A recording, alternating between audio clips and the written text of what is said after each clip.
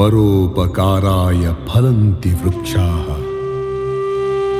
ಪರೋಪಕಾರಾಯ ವಹಂತಿ ನದ್ಯಃ ಪರೋಪಕಾರಾಯ ದುಹಂತಿ ಗಾವಃ ಪರೋಪಕಾರಾರ್ಥಮಿದಂ ಶರೀರಂ.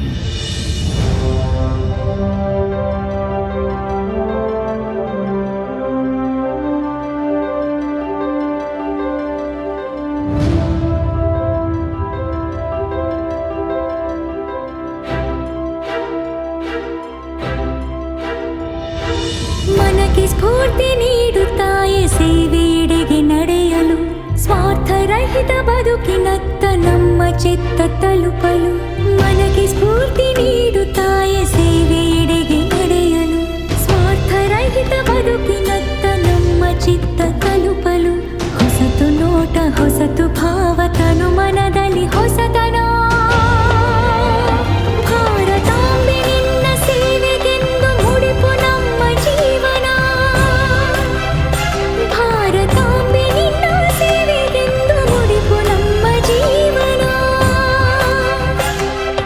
ಮನಕ್ಕೆ ಸ್ಫೂರ್ತಿ ನೀಡುತ್ತಾಯೆ ಸೇವೆಯೆಡೆಗೆ ನಡೆಯಲು, ಸ್ವಾರ್ಥರಹಿತ ಬದುಕಿನತ್ತ ನಮ್ಮ ಚಿತ್ತ ತಲುಪಲು. ಹೊಸತು ನೋಟ, ಹೊಸತು ಭಾವ, ತನು ಮನದಲ್ಲಿ ಹೊಸತನ.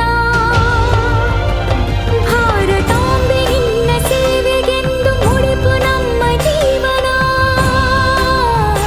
ಭಾರತಾಂಬೆ ನಿನ್ನ ಸೇವೆಗೆಂದು ಮುಡಿಪು ನಮ್ಮ ಜೀವನ.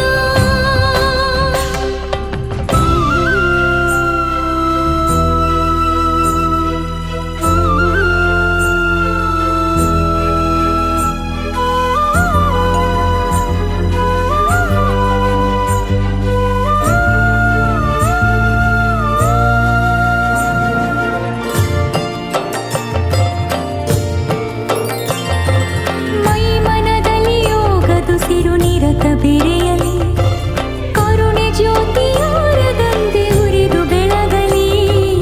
ಮೈ ಮನದಲ್ಲಿ ಯೋಗದು ಸಿರು ನಿರತ ಬೆರೆಯಲಿ, ಕರುಣೆ ಜ್ಯೋತಿಯಾರದಂತೆ ಉರಿದು ಬೆಳಗಲಿ.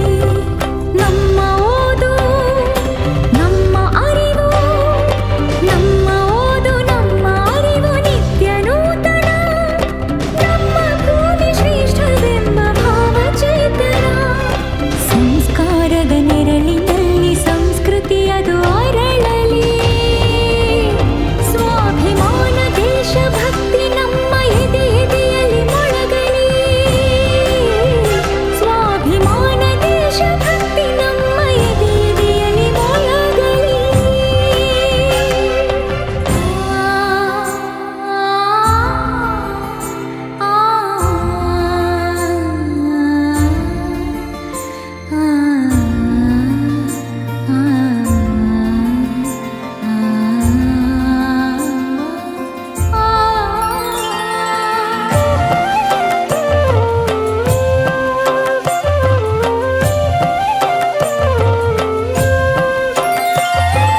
ನಾನು ಎಂಬ ಅಹಂಕಾರ ದೂರವಾಗಲಿ.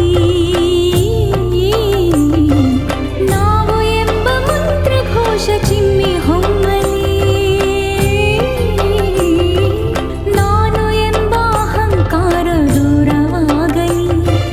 ನಾವು ಎಂಬ ಮಂತ್ರಘೋಷ ಚಿಮ್ಮಿ ಹೊಮ್ಮಲಿ. ಮೌಲ್ಯವಿರಲಿ, ತ್ಯಾಗವಿರಲಿ. ಮೌಲ್ಯವಿರಲಿ, ತ್ಯಾಗವಿರಲಿ ನಮ್ಮ ಬಾಳಲಿ. ದೇಶ ಸೇವೆ ಎಂಬ ಧ್ಯೇಯ ನಮ್ಮದಾಗಲಿ. ಸೇವೆಯೇ ಬಾಳ ನಡೆಯು ನಿಸ್ವಾರ್ಥದ ಬೆಳಕಲಿ. ಭಾರತಾಂಬೆ ನಿನ್ನ ಚರಣಗಳಿಗೆ ಶಿರವು ಬಾಗಿ ನಮಿಸಲಿ.